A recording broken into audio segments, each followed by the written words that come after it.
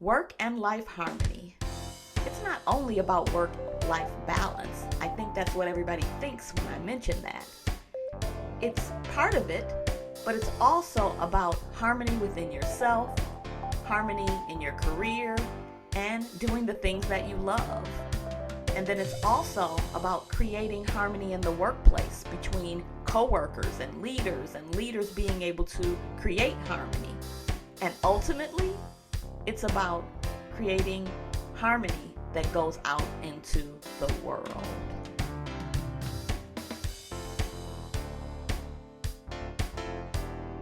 I am so pumped to have Dr.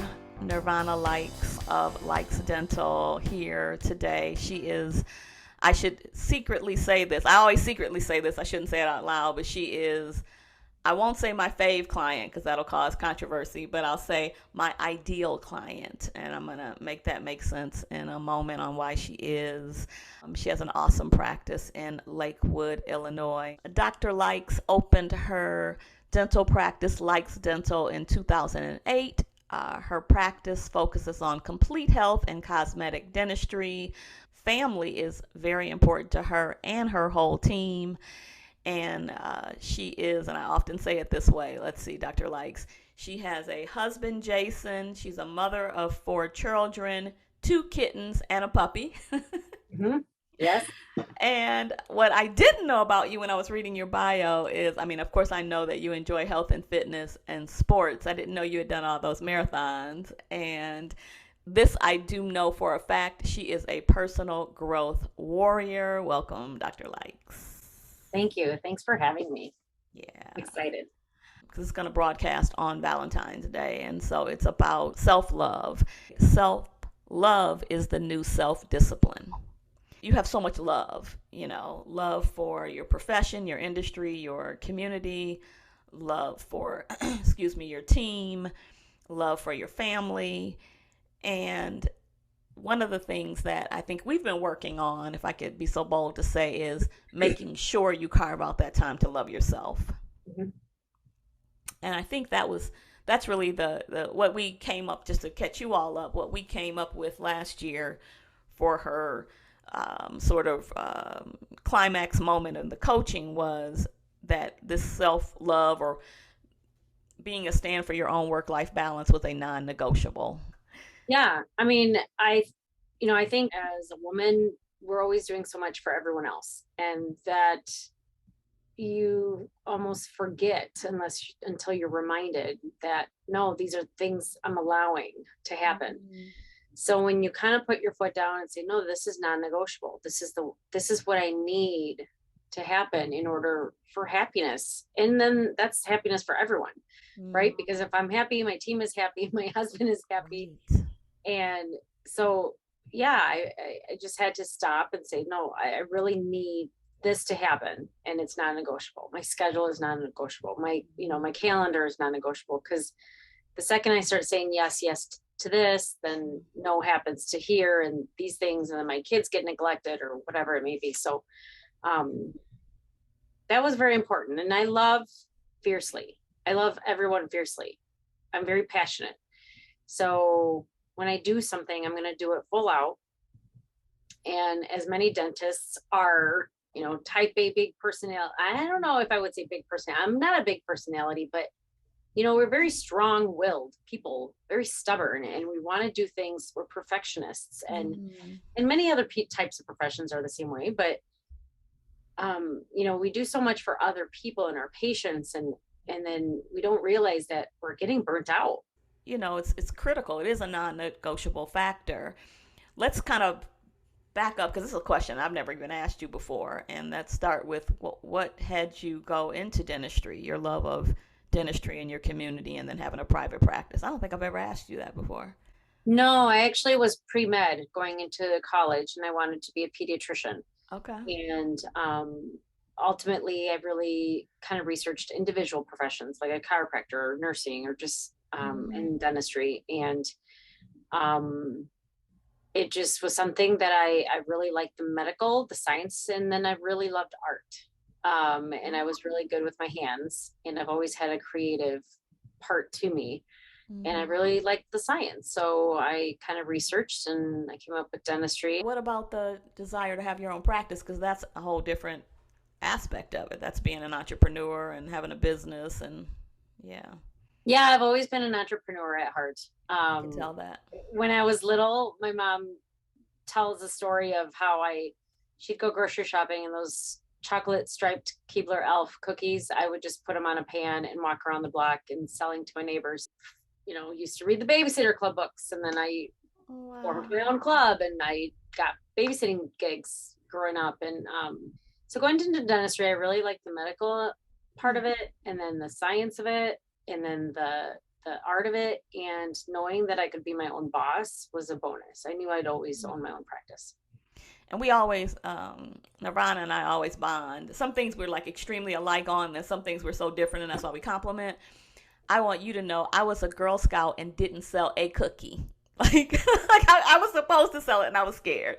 So that's always been my issue. So I really admire you. And the reason why I said you are the ideal client, I really want to really say, preface it to say, you, in my opinion, are the ideal business person. Let me say that if you can receive this compliment, because I was doing a podcast or a talk not too long ago, and I was talking about the people who have the business acumen, that entrepreneurial spirit, not only entrepreneurial spirit, but literally can, get to the bottom line and make sure their business is thriving and growing so that they actually can serve their community. And they're also have that acumen of leading, and you can actually engage and really be a people person too. There's not many people that can pull that off.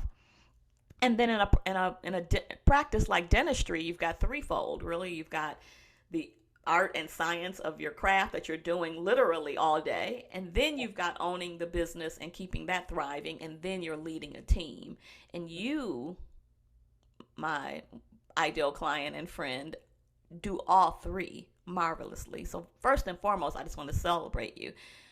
Thank you. And yeah, because the thing we're going to segue into is also your love of your team.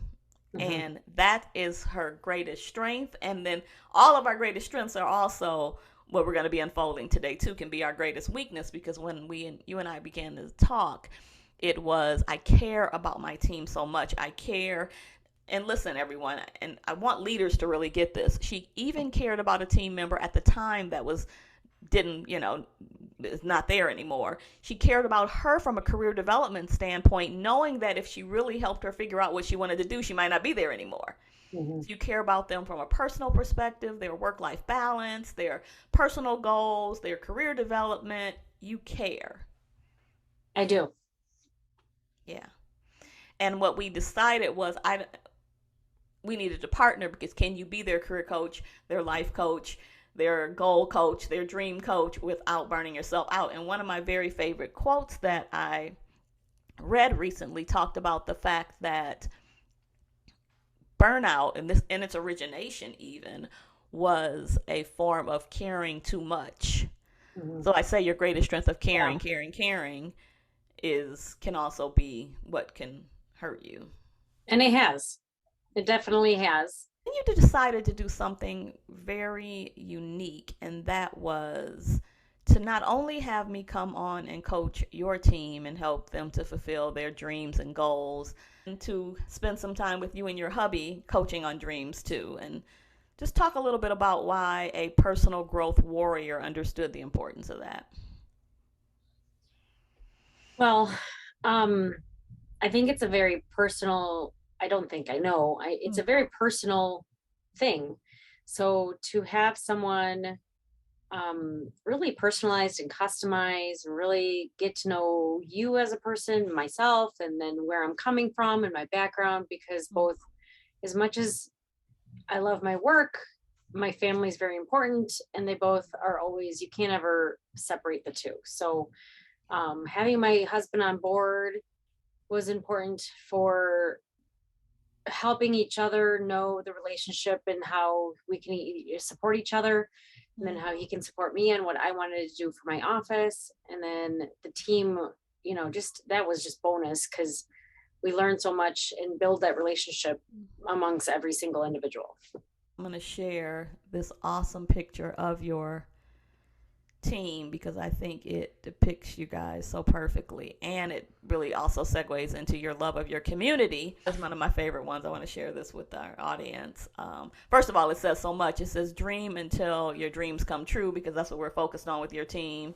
Each team member created a 100 dream list, and then I'm coaching them on their top 3, 5, 7, 10 dreams. And this particular picture is a community service event that you all were doing. Tell us about that.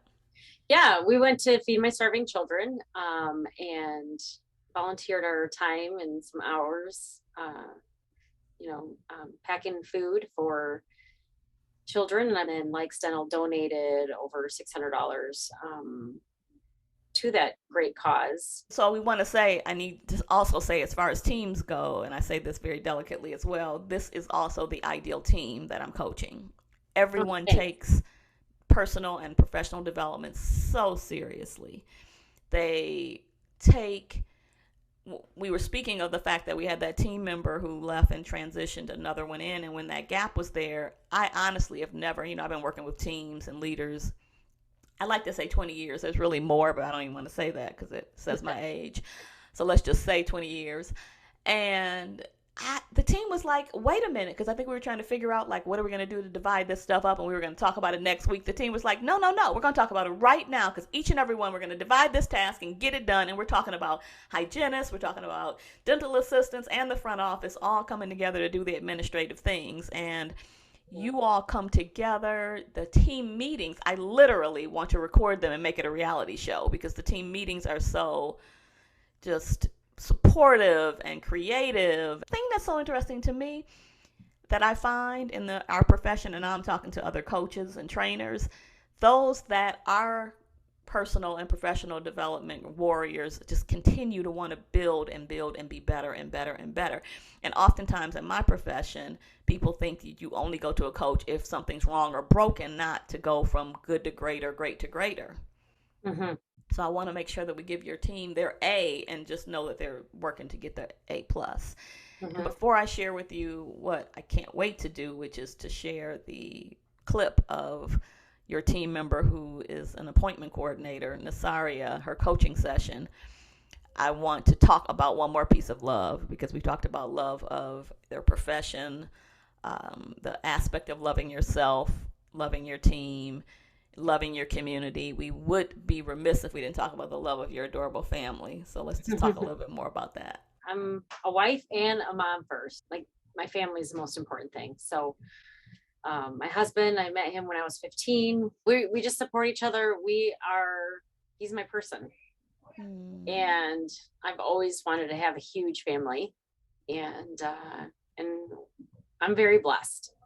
Very, very, very blessed. I have a 15-year-old, a 12-year-old, those are the boys. And then the girls are the 10-year-old and the 4-year-old, or the surprise blessing at the end. Yeah. And I couldn't imagine life without her. So. And we went from no animals to 3 animals. Yes. So. Even I was like, are you sure? Okay, I'll go with it. And so when we speak about work-life balance and loving yourself, because her top goal, we're going to get to your dreams and then we're going to get to Nasaria's in a moment, your top goal being work-life balance and taking care of yourself and loving yourself. Look, if she can, we can, is what I say. You know what I mean? If she can, we can. And that's why you're such an inspiration. So in the spirit of celebrating you, share a little bit about what you feel comfortable with sharing with, as my mama says, the World Wide Web, of what your own goals are and why dreams are so important. Yeah. If I may, I have this thing I wrote down a long time ago. But it says, if your dreams don't scare you, they aren't big enough. Dream big dreams. Hope big hopes. Write it down, get it out of your head and onto paper. Don't worry about it if it's achievable or realistic. There will always be time later for achievable and realistic. List the outrageous, scary, and wonderful things you've ever or never thought possible. Dreams, goals, and hopes. And I've always done this. If anyone ever challenged me, oh, that's going to be too hard, or, oh, you can't do that. Yeah, watch me. Every year we want to take at least 2 vacations for the family. This year we really want to go to Hawaii. One of my dreams was, for my 50th to go to, I had never been to Napa, for my 50th to go, just my husband and I, to Napa. And we actually went last year. We're not 50 yet. Yay. So yeah, so we're just, you say them, you write them, you talk about them, they happen. You just obviously have to work for it, have to have some grit. The other one is I really want to work only 3 days a week so I can spend some time with my children, since some of them are still small. And that's a kind of a it's progressed. I kind of am at 3.5, which is fine, but yeah, I'm working there. I'm working towards it. Not sure if I'll end up getting an associate or not, or if I need to. I'd like to at times. There's days I definitely wish I had one. Another dream is just quality time with the family. We enjoy movie nights. We enjoy just date nights, just my husband and I, Yeah. and then time with the kids. And we enjoy a lot of time together. So doing what I love is not my life. It's doing what I love.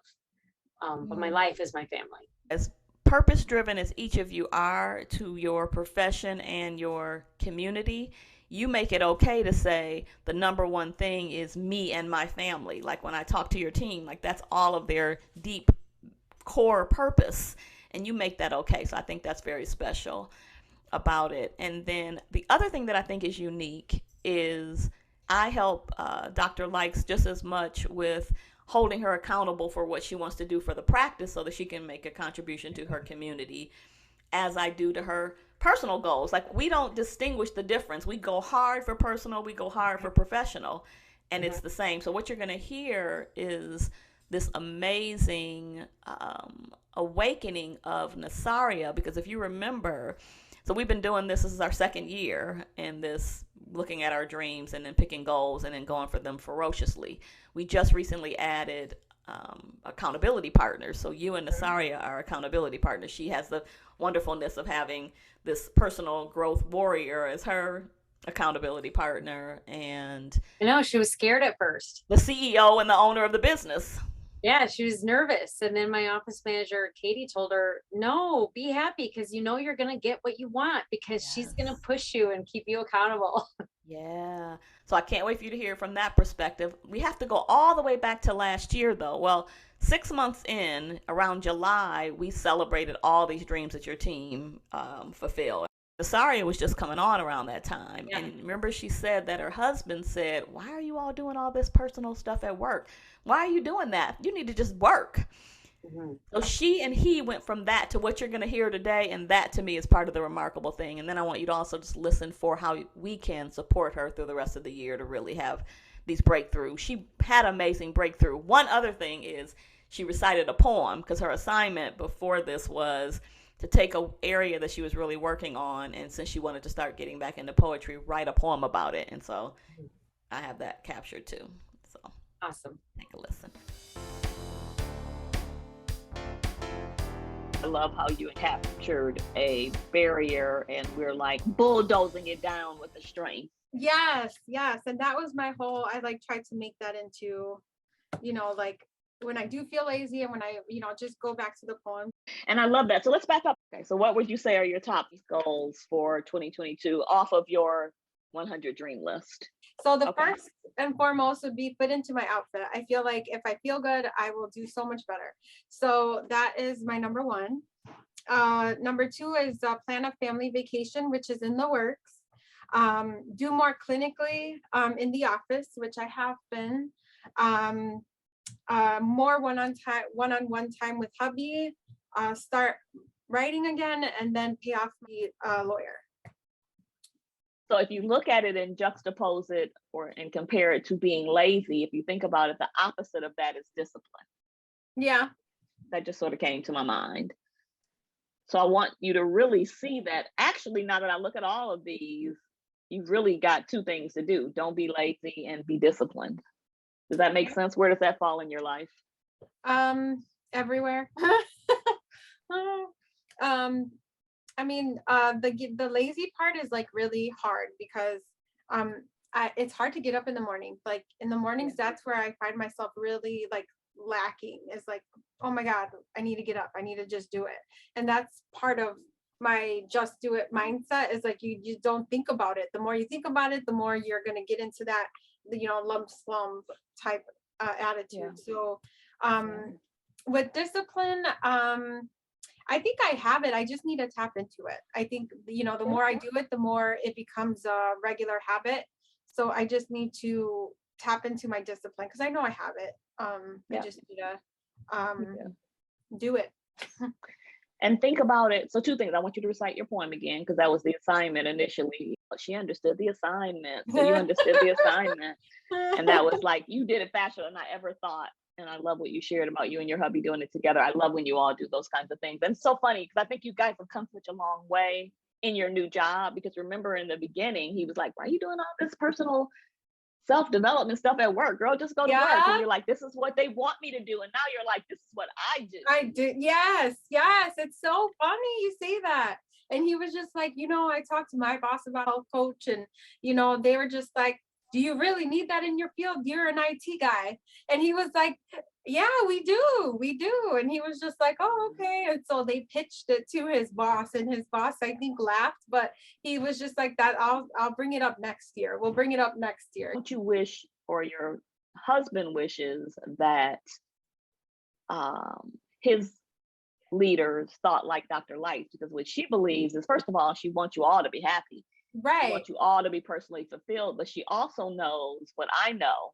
The same muscle you build to reach your personal goals is the same muscle you're going to build to reach your professional goals. So there is no difference. Read your beautiful poem, if you wouldn't mind.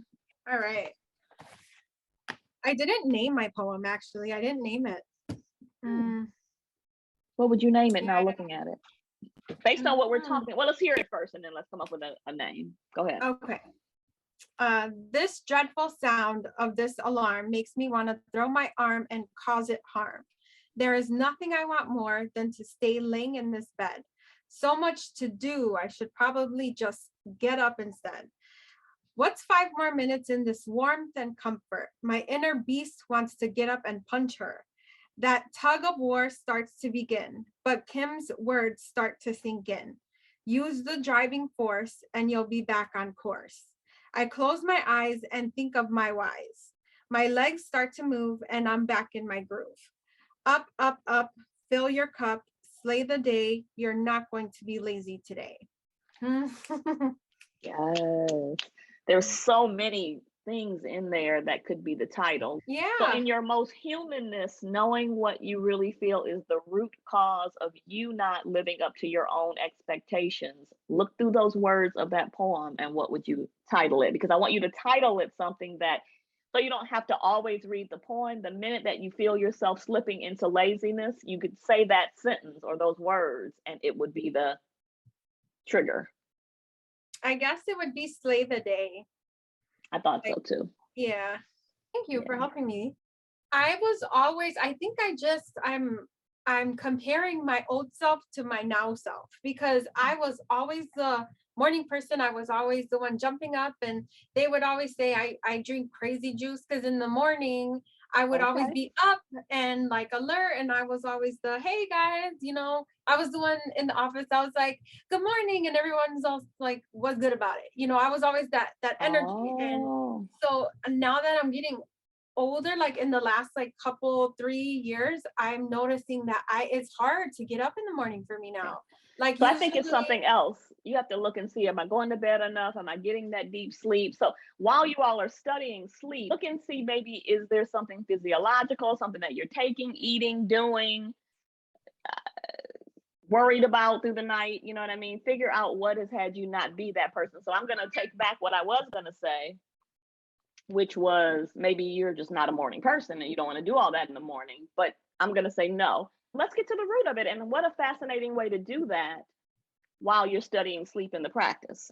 So your first assignment between now and the next time we meet would be to start to get to the root cause, this hoarder of what is it, and follow your doctor's orders, get the book, read it, investigate. That's what I say. And then the last thing I would say about do more clinically is, have you talked to Dr. Leix about it, or are you just kind of, this is something that you want to do? Yeah. No, it's So just what I'm something. saying is I know that she's got a big gap of things that she needs. I mean, I was a dental assistant for years, but Oh, you were. That's why you were I was saying to do it. Yeah. cross-trained and I slowly drifted from assisting. I forgot that part. Yeah, and so I was more that way, but I just I thought that that's something that was needed. So Is that your best use of time? I guess is what I'm trying to get at. I know you okay. want to do more clinically and you want to just help your team. It would be interesting when we sit with Dr. Likes and look at your performance review. Is that what she'd want you to do with your extra time or not? Okay. Yeah. So, what are you taking away today? My takeaway from today's meeting would be just to dig deeper in this morning hopping, not happening type thing. So I'm going to give you a different definition of slay the day, because I think what you're thinking slay the day is hop up, just do it. And I'm saying that there's more to it than that. Just do it is one mindset. Hard work but worth it means I got to get to the root cause. I got to find out. I may have to do some research. You follow me? And that should give you comfort, because that means you don't want to just beat yourself up and call yourself lazy when it's something else going on. Right. Then what you're teaching us actually does help, because it's like you always say the whys, like you need to, what are the whys, and like the driving forces, that was like a big eye opener. It's because I'm like, oh, everybody has reasons, but like to actually identify them and pinpoint them and actually like work on them, that's the hard part.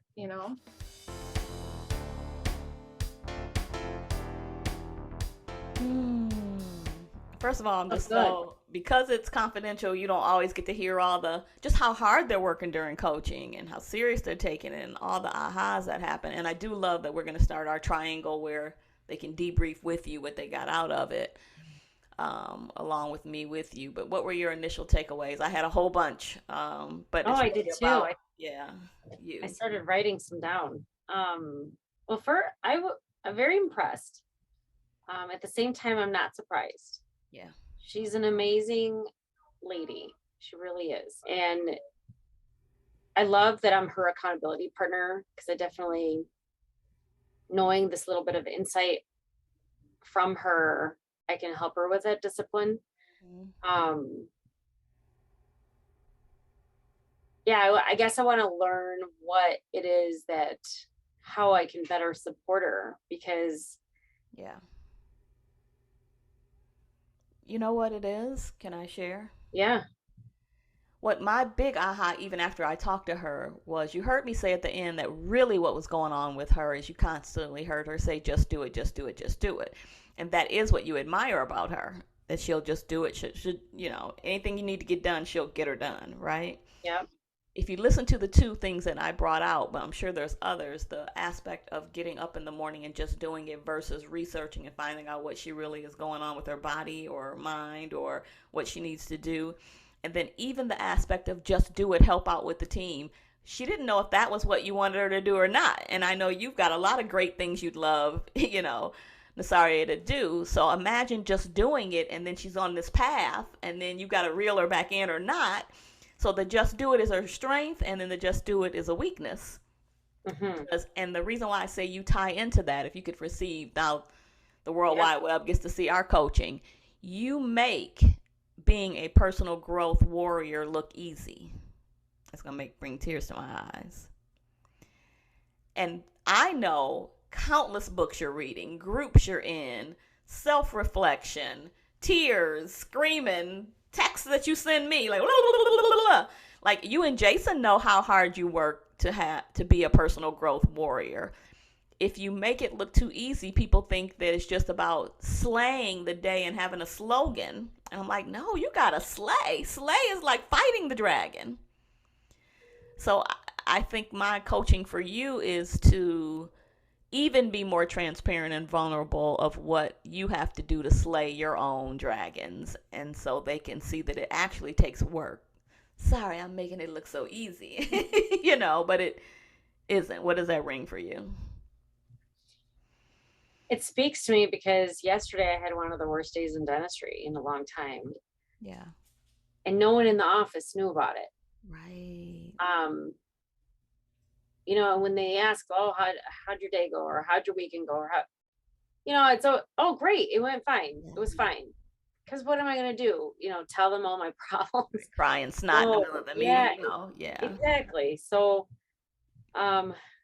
you know, you have to battle your own, you have to be really, I guess, humble and very, very authentic with yourself and with others. Yeah. And I know sometimes I don't know how to be an okay vulnerable, Yeah. like in an okay vulnerable state in front of others. Because Mhm. many times people don't know how to react or how to respond. Mhm. And it's not that I need them to respond. It's I just want them to be aware that it's not that easy.